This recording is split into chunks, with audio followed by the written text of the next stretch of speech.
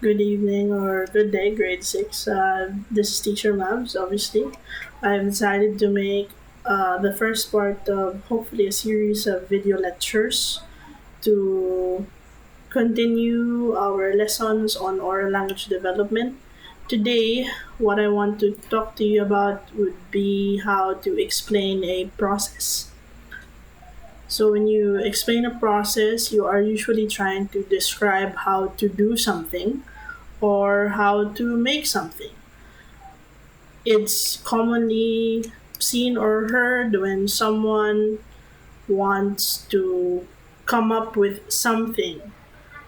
Like, for example, there are many YouTubers right now online who show you how to make food. For example, if you want to show someone how to bake a cake, or video gamers who want to show you how to do something such as building a shelter, for example, or beating a level.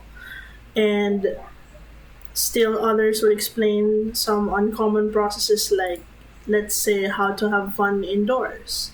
So, how would you explain a process? What are the things that you need to do first? So, when you explain, before you try to explain a process, of course, you have to first decide on a topic. So you want to be able to know about the topic, you have to be familiar with it, and you have to keep in mind that complicated processes or events require long explanations because a complex process has more steps to do in order to come up with the product or to come up with the thing. You should also choose a topic or process that you are very familiar with. So when adults try to explain processes, they're usually about things like maybe events or things that they do on the daily. For example, adults would be able to talk about how to open a bank account or maybe how to pay bills. Of course, when you're a kid, there are processes that you are very knowledgeable with compared to, let's say, adults. For example, you would be able to tell your mom and dad how to play Minecraft better than if you would ask your mom and dad to explain that to you, because of course you're familiar with how to play the video game.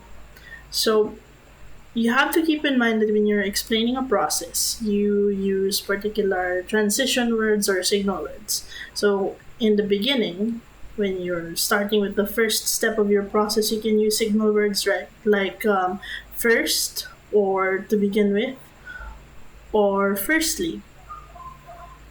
And then when you are inserting the next parts or the next steps, you can use then, you can use after that, or you can use next. Some people like to use second, third.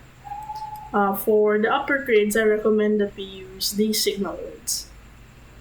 And when you are going to tell about your last step in the process, you use signal words such as finally or lastly, or you can use the last step is, and then you say the last step. When you want to explain a process, there are particular structures that you will need to follow.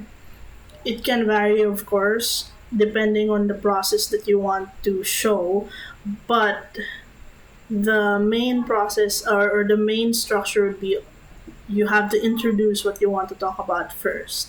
So the intro is very important. You don't just say the steps immediately. Your listener would get confused. They would know what you're talking about. So you have to start by telling them about what you will be explaining. And then the next would be to tell the process. So let's say, for example, because I'm an adult, I'm going to talk about the process that most adults do nowadays. Especially adults who don't have, let's say, washing machines inside their homes, like me. So when I have to do the laundry, I do my laundry in a place called a laundromat, right? So in places overseas, like maybe the United States or Europe, laundromats are quite common places to do the laundry. And there is a process that you will need to follow when you are doing the laundry in a laundromat. So, how do I do laundry in a laundromat? So, the first thing that I would need to do, okay, this is how I do laundry in a laundromat. To begin with, I separate the white clothes from the colored ones. Next, I find an unoccupied washer, load my clothes, and put the detergent soap.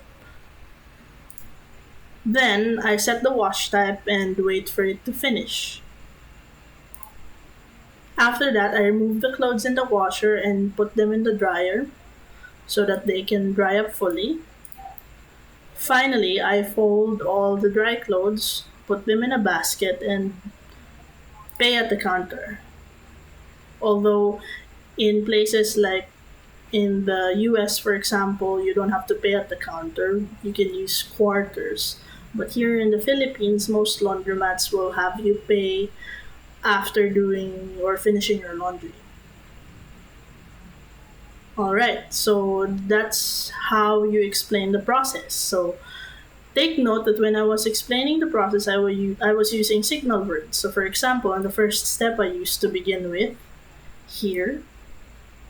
And then in the next few steps, I use signal words like next, then, or after that, and then the last step would be finally. So you need to remember to use your signal words. You have to keep your explanation clear and easy to understand, and speak with a modulated or well modulated voice.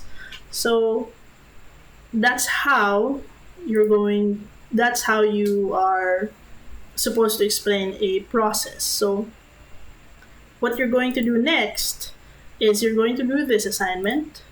You're going to choose a process to explain and take a video of yourself explaining your chosen process. So there's actually a good example of this online. It's made by kids like you. It's a video on sequence words to describe a process in English. You can go to this website, www.youtube.com/watch, and then you go through this, or you could go to YouTube and just input this title over here. This one, okay, below.